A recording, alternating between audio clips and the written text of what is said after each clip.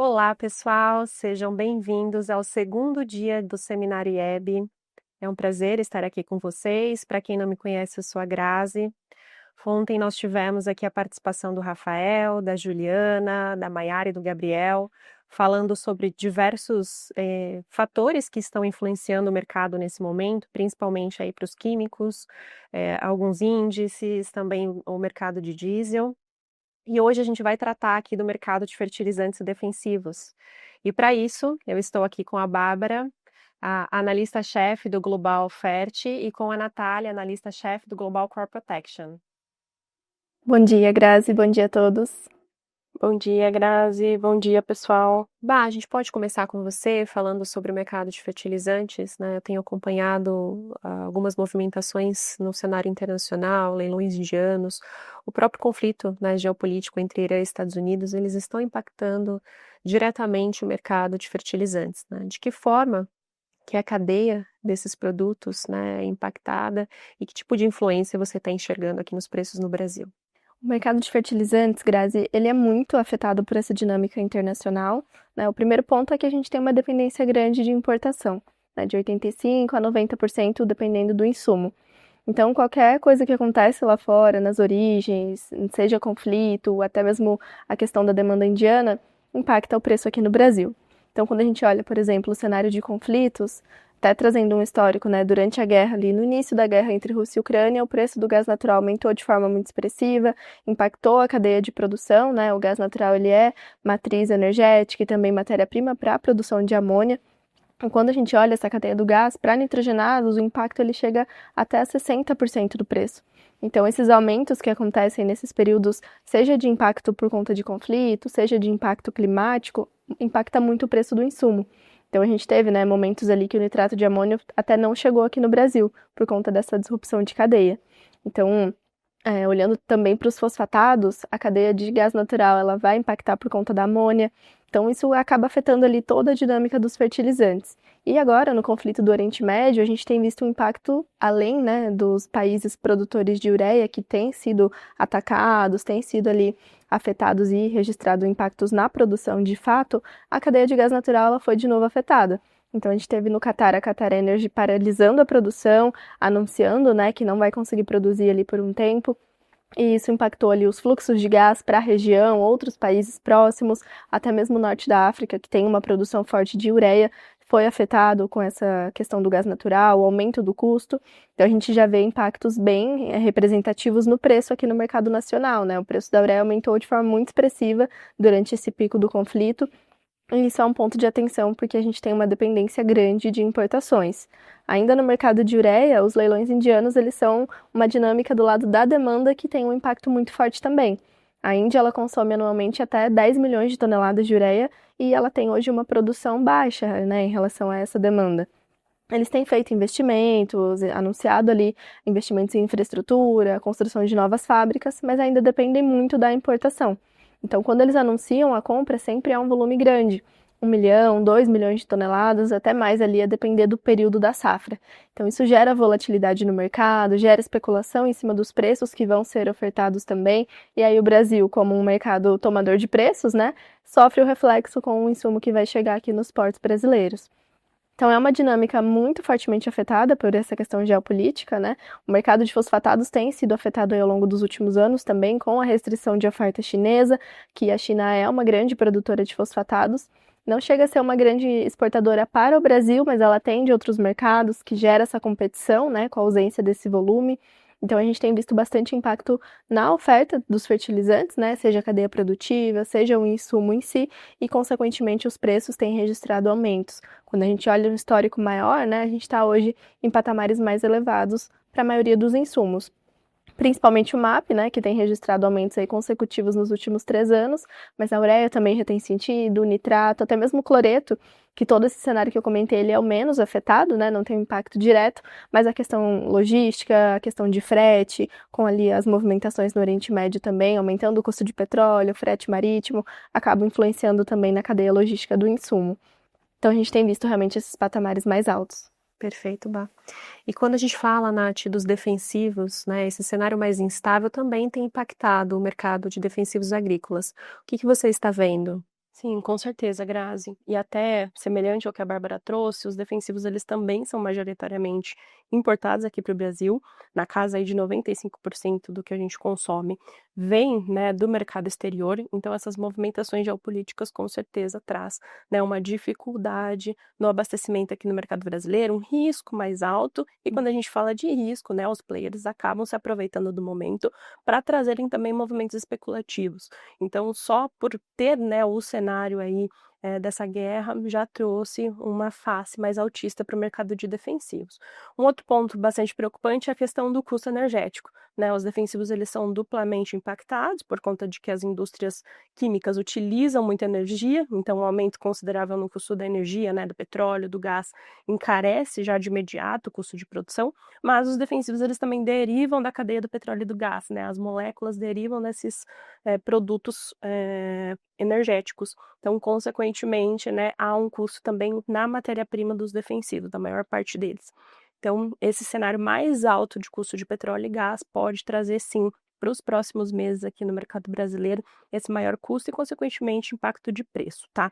Frete também preocupa, né? Porque a gente teve aí com esse conflito questão de encarecimento de seguro de frete marítimo, né? Mudanças de rotas acontecendo por conta, né, de receios ali na região do Oriente Médio. Então, tudo isso traz também um risco de maior custo com frete e também de disponibilidade mesmo de navios. Perfeito.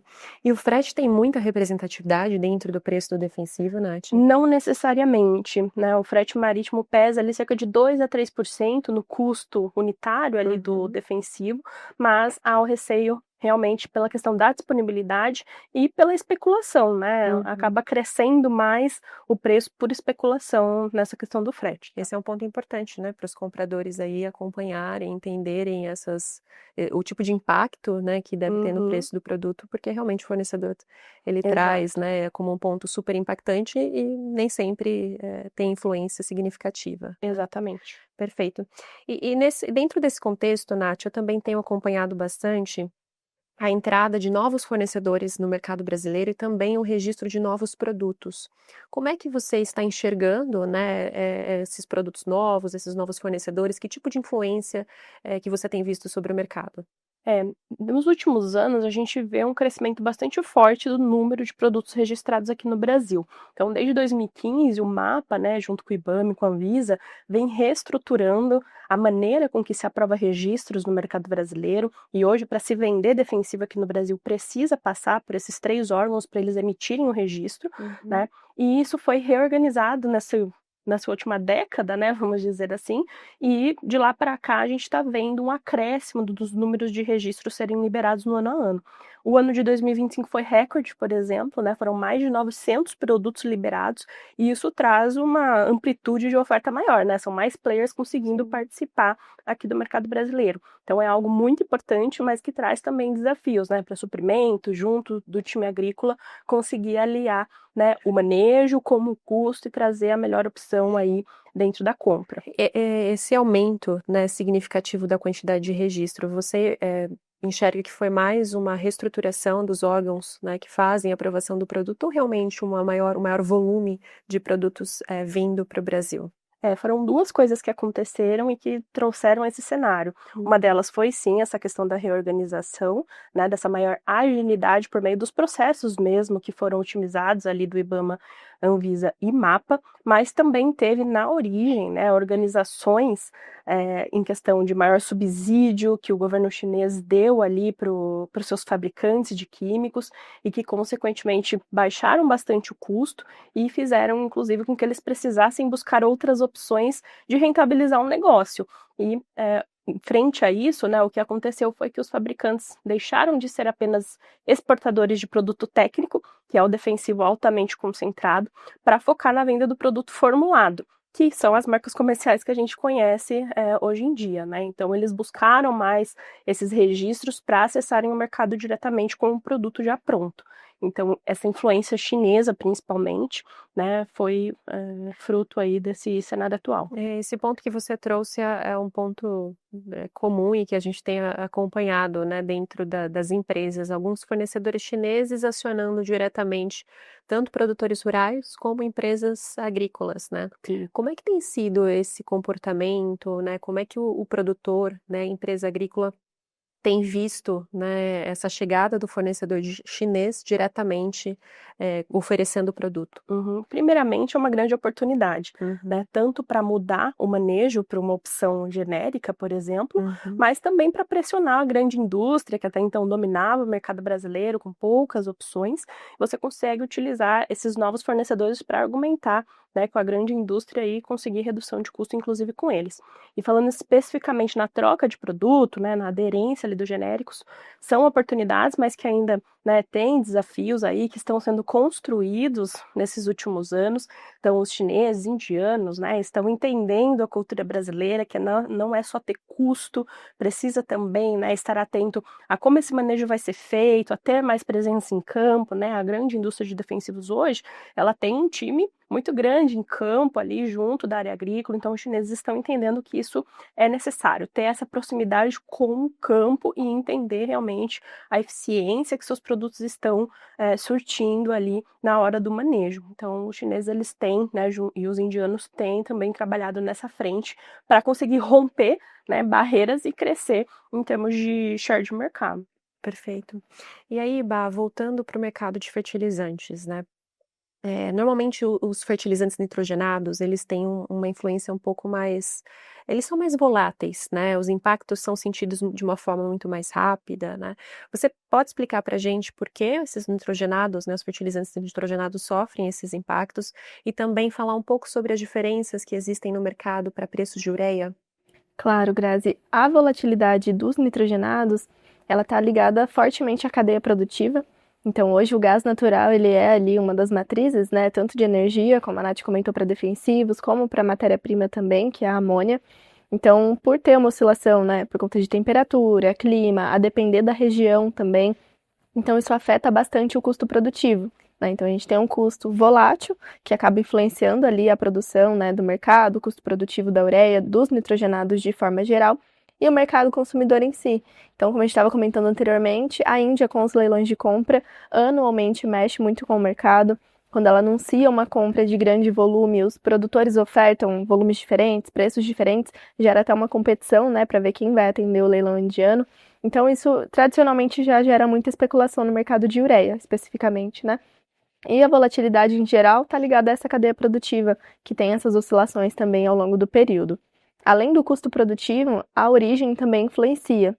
A ureia hoje é um dos insumos que a gente tem um leque maior de origens de importação, mais países, né, que conseguem trazer o volume aqui para o Brasil, no norte da África, Oriente Médio, a própria Rússia e até mesmo mais perto aqui do Brasil, como a Venezuela. Então, tem mais países que abastecem o mercado nacional com diferenças de preços, que é onde a gente precisa também monitorar. Então, para exemplificar, né, nos últimos anos, na média, o Qatar ele tem um preço 5% acima de Omã, que é a segunda principal origem. Então, quando a gente considera essas oscilações, não só de origem, não só de cadeia produtiva, mas entendendo também a precificação que chega aqui no Brasil, a gente consegue adaptar uma compra, entender como fornecedor, né, de onde está vindo esse volume e ter uma oportunidade em alguns casos também. Então, é importante, principalmente para fertilizantes que têm esse leque maior de origens, entender a precificação, qual volume está chegando de qual país, para capturar melhor essas oportunidades. Perfeito. E Nath, aproveitando, né, o gancho da Bá falando aí sobre as origens, né, os defensivos a gente tem uma parcela muito grande proveniente da China, né, e a China ela tem tido alguns problemas, né, em relacionados a tarifas, né, políticas antidumping, também até a própria operação de alguns fornecedores em margens muito apertadas, né. Se você puder comentar um pouco, né, como é que está esse cenário, quais os principais riscos, né, que a gente tem aqui no mercado interno, considerando, né, o que está acontecendo com a China? Sim, a China ela é a nossa principal origem de importação de defensivos, né, beira ali a faixa dos 60% do que a gente consome é chinesa aqui no mercado brasileiro. brasileira, até mesmo a grande indústria traz produtos da China, né, isso é importante ressaltar também, e consequentemente é um player que a gente está sempre muito atento. A China passou nos últimos anos por um grande foco do governo de subsídios, então o governo chinês deu, né, toda essa influência, esses benefícios para que a indústria chinesa produzisse mais defensivos e mais barato, e acabou acontecendo um excesso de oferta. Então hoje quando a gente olha, né, os preços dos defensivos na China, a grande maioria está nas mínimas históricas. Consequentemente, a gente enxerga uma indústria chinesa bastante pressionada em termos de margem. Então, para os próximos 5 anos, né, a China está desenhando aí o 15º plano quinquenal, está sendo finalizado para lançamento agora e começar nesse ano de 2026. O que eles estão prevendo é uma diminuição dos subsídios para essa indústria que, né, produz produto comoditizado e um foco desses subsídios em investir em empresas, né, que vão produzir produtos pós-patente, então aqueles que acabou, né, de cair a patente do produto, são itens de maior valor agregado, e até mesmo produtos patenteados, então novas moléculas. Então a China quer engrenar, né, não ser mais somente uma produtora de itens comoditizados e passar também a ter ali especialidades dentro do portfólio. Isso é uma mudança, né, bastante interessante que pode trazer um impacto significativo para os próximos anos, dado que a grande indústria de defensivos hoje se segura, né, principalmente nessas especialidades, que podemos ter também uma face chinesa mais forte, né, nos próximos anos que virão, tá, com esse investimento que está acontecendo. E isso, de alguma forma, pode aumentar a competição com os outros fornecedores que já estão habituados a trabalhar com essas especialidades, né? Exatamente. E de que forma que você enxerga, né, que isso no longo prazo pode trazer em termos de preços aqui para o Brasil, né? Tem alguma Hoje, influência? por exemplo, a gente tem o segmento de fungicidas sistêmicos bastante vinculado ainda à grande indústria. Existe até uma entrada de chineses, principalmente em formulações à base de proteoconazol, mas especialidades, né, carboxamidas mesmo, a gente não tem hoje genéricos com produtos inovadores nesse sentido. Então, a expectativa é que a China venha com esse investimento, que é hoje em defensivos, né, onde tem uma rentabilidade um pouco mais alta, margem mais elevada, e, consequentemente, esse segmento pode ser mais afetado, assim como o de inseticidas, né, porque inseticidas, eles são muito voláteis, né, têm resistência muito rapidamente, então é uma categoria que tecnologias são requisitadas muito mais rapidamente do que outras, como os herbicidas, por exemplo. Então, são dois grandes focos da China, né, inseticidas e fungicidas sistêmicos. Perfeito. Vocês trazendo esses pontos, né, relacionados aos produtos, ao monitoramento do mercado, entendimento da origem, né, das localidades, enfim, isso só mostra como o comprador, né, ele está no dia a dia aí tendo que acompanhar todos esses pontos para tomar a melhor decisão. E é um ponto bastante importante também que ele tenha ferramentas que o ajudem nesse processo, né? Porque analisar todas essas propostas, analisar todos esses cenários, né? É algo que leva tempo, né? Tem propostas que levam semanas para serem negociadas e fechadas com os fornecedores, dado a todos esses parâmetros que precisam ser avaliados. E a gente tem observado, né, que as empresas elas estão não só buscando ferramentas que ajudem no monitoramento e no acompanhamento dessas informações, mas também que suportem a operação do comprador ali no dia a dia, né, que possam ajudar nessas análises, que possam ajudar nas equalizações, né, trazer ali a visão já de uma forma muito mais simples e rápida para que o comprador possa tomar decisão. E é justamente nesse contexto que entra o Cotagri, que foi uma ferramenta desenvolvida pela IEB, para ajudar nesse processo.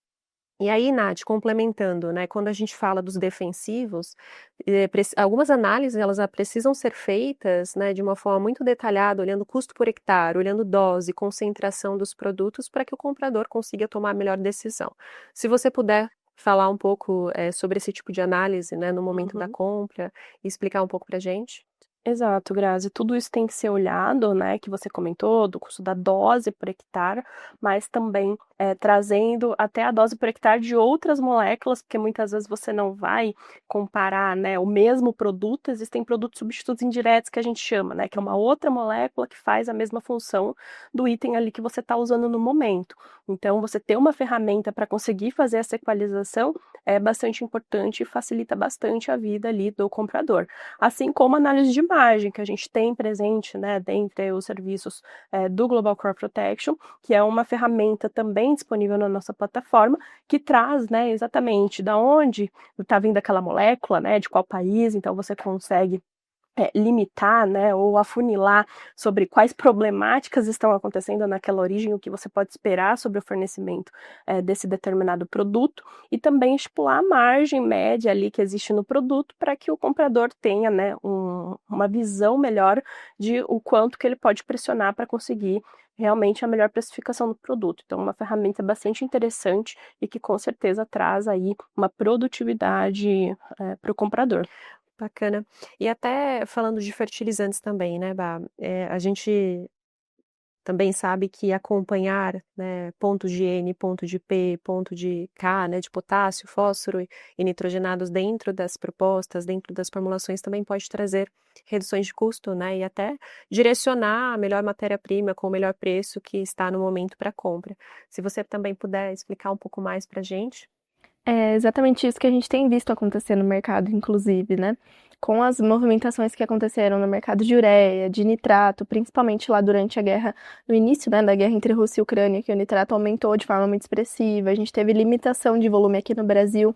Então o mercado começou a olhar um pouco mais para essa substituição, que não era tão comum para os fertilizantes, como a gente vê para defensivos, por exemplo. Mas hoje em dia a gente vê uma busca maior por fontes que possam ali substituir o nutriente. Então, para os nitrogenados, por exemplo, a gente viu no último ano um aumento da importação do sulfato de amônio, mais de 50% no volume, e uma queda de 6% para a ureia. Então, a gente vê que, pouco a pouco, o mercado foi buscando substituir numa fórmula, trocar ali a composição com mais sulfato de amônio, reduzindo a ureia ou até substituindo mesmo a ureia. E para fosfatados também, a gente viu uma busca maior por fontes alternativas ao MAP, que a gente já vem aí de 2 anos, né, de aumentos consecutivos. Então também a importação do MAP reduziu de forma bem expressiva no último ano, e o super simples, o super triplo tiveram um aumento de mais de 10% cada. Então, o mercado está realmente buscando, né, se adaptar, reduzir custo, usar fontes ali que possam diminuir, né, o impacto desses macronutrientes mais comuns, mais utilizados, e ainda assim garantir a adubação com os nutrientes necessários. É algo que a gente tem visto mais forte no mercado de fertilizantes. Legal. Você comentou pela substituição de fontes fosfatadas, né, até mesmo pelo TSP e SSP. Aqui no Brasil, a nossa produção de fosfatados ela é pequena, né, perto do que a gente importa, mas grande parcela é para a produção de SSP, né, não tanto de MAP. Como é que está isso hoje, Bá? A gente realmente ainda continua importando bastante fertilizante MAP, DAP, né, e está com uma produção mais alta, ou temos também uma parcela significativa entrando de outros produtos? A gente viu um avanço, né, até um pouco mais significativo de 2024 para cá na produção, mas hoje a gente ainda é muito dependente da importação, principalmente o MAP, que é o insumo que a gente importa com maior volume. Então a gente ainda tem uma dependência grande de MAP, super simples, super triplo, mesmo tendo uma produção do SSP aqui no Brasil, a gente importa bastante, mais de 1 milhão de toneladas por ano. Então é um volume que a gente ainda depende muito do mercado externo. O próprio fosfato natural também, que aumentou a importação, o mercado está olhando mais para essa fonte, então ainda existe essa dependência forte. Legal. Todos esses pontos que vocês trouxeram, né, o ganho operacional ali para o comprador ao utilizar ferramentas ajuda no processo de compra. Não só ter a inteligência de mercado, né, mas também traz mais produtividade para o dia a dia ali, em termos de comprar, avaliar, né, propostas e realmente tomar decisão. E aí, quando a gente fala também de produtividade, né, não tem só a produtividade operacional, né, mas também a produtividade no campo. E aí, Nath, queria que você falasse um pouco mais para a gente sobre o uso de biológicos, né? A gente tem acompanhado o aumento desse mercado, né, no consumo pelas empresas dos produtos biológicos, e eu queria que você falasse, né, se você puder falar um pouco mais, né, sobre como é que está esse mercado, como é que está a aderência das empresas a esses produtos. O mercado de biológicos tem crescido exponencialmente nesses últimos anos. São tecnologias muito promissoras, né, que têm complementado o uso dos defensivos químicos, alongado também, né, a vida útil dos químicos, porque eles trabalhando ali em conjunto, né, diminuem a resistência em campo. Então, são de fato tecnologias muito interessantes, tá? e, consequentemente, trouxe esse crescimento exponencial que eu comentei com você. Hoje, o mercado de biológicos está sendo avaliado ali na faixa dos 4 bi de reais aqui no mercado brasileiro, na última safra, porém o ritmo de crescimento ele está diminuindo um pouco, não por conta de questão de volume, mas por preço, né? Foi um mercado que tinha até então margens bastante altas, então acabou chamando a atenção, né, da indústria, tanto de novos players, quanto também da grande indústria de defensivos químicos, que estava descapitalizada, acabou também fazendo investimentos aí nos defensivos biológicos, daí consequentemente uma ampla oferta trouxe os preços para baixo. Então hoje, né, o volume não tem crescido o suficiente para que o mercado continue crescendo exponencialmente, mas ainda assim tem sim muita tecnologia aí por vir, por exemplo, os bioherbicidas, né? A gente não tem ainda essa categoria liberada, mas várias empresas estão com estudos, né, bastante avançados, solicitações de registro avançadas, e consequentemente pode ser bastante disruptivo quando a gente tiver a aprovação de um bioherbicida, né? Porque hoje os herbicidas que a gente usa no Brasil, a grande maioria já são comoditizados, né? Então seria um produto aí para trazer um diferencial no mercado. Um outro ponto importante de comentar sobre biológicos é que a grande maioria são produtos produzidos aqui no mercado doméstico, aqui no Brasil. Então, são tecnologias muito legais para você diminuir a dependência também, né, do mercado externo. Então, o crescimento desses produtos, onde, né, o Brasil muitas vezes é pioneiro, né, em várias moléculas, é bastante importante também para essa redução de dependência internacional. E em termos de dependência e de uso do produto, né, você acredita que o biológicos ele vai superar a quantidade de produtos químicos utilizados? Ou como é que está essa parcela hoje, né? Ainda o produto químico tem uma parcela muito maior, sim, de consumo? É bastante maior. O defensivo químico, ele gira hoje em 20 bi de dólares e os biológicos estão aí nessa faixa de 4 bi de reais. Então, eles ainda são menos representativos e as empresas têm avaliado eles principalmente como complementares aos defensivos químicos. Perfeito. Então, a gente não tem visto, né, um corte de uso de defensivo químico em prol da utilização do biológico. Na verdade, ele está vindo como um plus ali no manejo, né, para alongar a vida do químico, como eu comentei, né, trazer ali novas tecnologias realmente para aderir no manejo mais completo, tá? Então, a expectativa é que ele se aproxime até do mercado de Tem defensivos crescido, no longo né? prazo, exato, mas superar, por enquanto, né, acreditamos que não, tá? Perfeito. E aí, Bá, aproveitando, né, falando em termos de produtividade, a gente também tem acompanhado nesses últimos anos um aumento no uso de produtos com micronutrientes, né? E normalmente a gente observa nesses cenários de crise, né, ou cenários de preços muito voláteis, uma redução nesse consumo, né? O que você tem visto no mercado hoje, né? O cenário de consumo de micronutrientes permanece o mesmo, caiu, né, dado a todos esses impactos? Como é que está? Até o momento a gente não viu uma redução muito significativa, mas é uma tendência, né, que tende a movimentar ao longo dos anos. Sempre que a gente tem um momento crítico, seja macro, seja micronutriente, o mercado tende a desacelerar um pouco ali a utilização, a aplicação. E para micronutrientes, que normalmente eles são demandados em menor quantidade, né, são ali complementares aos macros, isso pode ser ainda maior, né, essa redução. E é o que a gente vê em momentos justamente mais críticos. Mas, olhando ali a necessidade de adubação, de aplicação, a necessidade de nutrientes, não é algo benéfico, né? Pensando ali no desenvolvimento da cultura. Você adubar menos ou utilizar menos micronutrientes pode comprometer o desenvolvimento da cultura, né, de forma ideal, pode atrasar ali o desenvolvimento. Então é algo que, por mais que seja uma alternativa de redução de custo, não é uma boa alternativa pensando na cultura, no desenvolvimento, pode sim prejudicar em alguns casos, né, e até prejudicar ali depois o faturamento, a venda, a produção. Então, essa ligação entre produtividade e aplicação de macros e micronutrientes, ela é muito importante e é algo que a gente não deve ser o foco do corte de custo, né? A gente pode procurar fontes alternativas, origens mais competitivas, olhar, como a Natália comentou, análise de margem do fornecedor, entender onde pode ter uma redução, mas não reduzir a aplicação em si, que pode ser prejudicial depois para a cultura. Bom, todos os pontos que vocês trouxeram só reforçam a importância de acompanhar e monitorar esses mercados, né? Monitorar os produtos, as origens.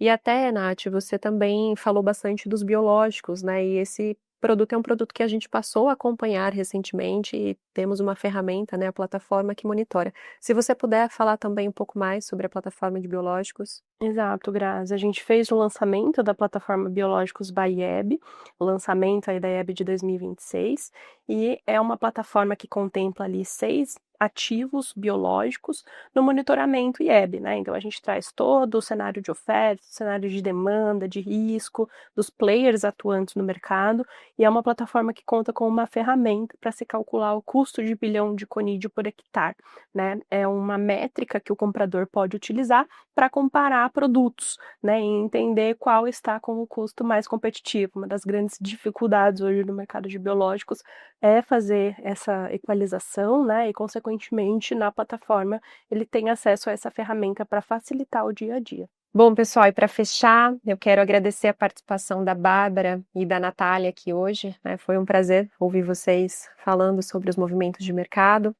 E a gente observou e ficou muito claro aqui o contexto, né, que os compradores estão tendo que lidar no dia a dia com todas essas influências, né, esses impactos do mercado externo sobre o mercado brasileiro, na China, Estados Unidos, Irã, Índia. Cada dia tem se tornado mais complexo para as áreas de compras acompanharem esses movimentos e tomarem decisões. E por isso, a importância de ter ferramentas de inteligência de mercado que suportem essas negociações, e não só de inteligência de mercado, mas ferramentas que ajudem no processo de gestão de compras, né, como o próprio Cotag, que auxiliam o comprador na tomada de decisão, tendo as informações ali de fácil acesso, acompanhando as economias negociais, economias sobre orçamento, sobre o último preço pago, e que também ajudem no processo de equalização das propostas, né, para que o comprador já consiga ter visões ali de custo por hectare, custos por ponto de N, por ponto de P, por ponto de K, para tomar as decisões. Eu queria agradecer a presença de todos vocês aqui hoje, foi um prazer e até a próxima. Até mais, pessoal.